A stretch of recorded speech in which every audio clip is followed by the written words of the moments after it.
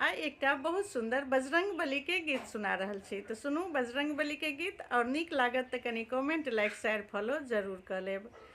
मंगली मंगली व्रती मंगली के लिए बजरंगी स्वामी।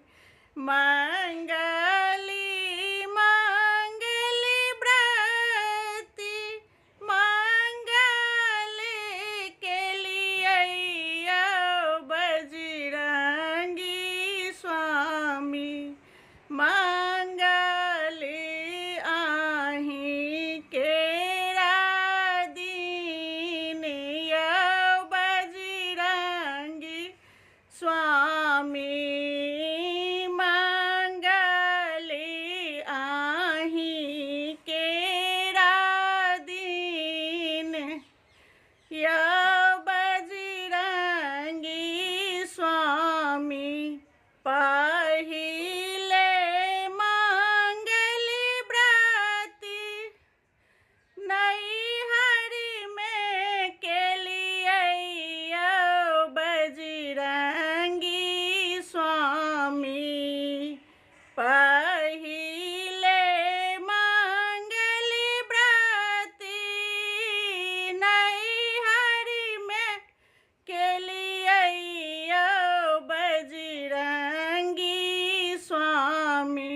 नैहरी में भरल परिवार बजरंगी स्वामी।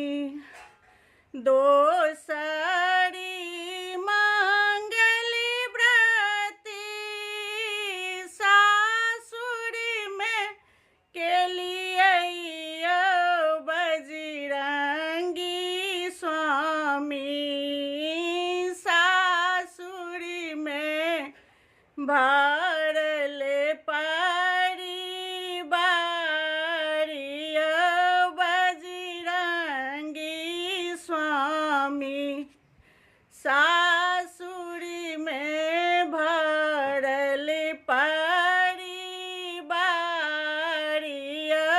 बजरंगी स्वामी।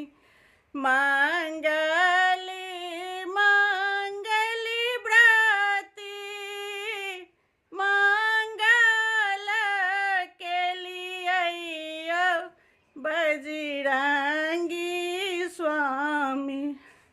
मंगली आही केरा दीन बजरंगी स्वामी।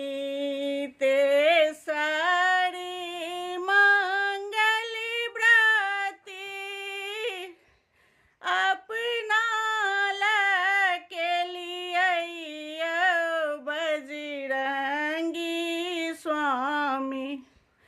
अचल रहत सोहागिय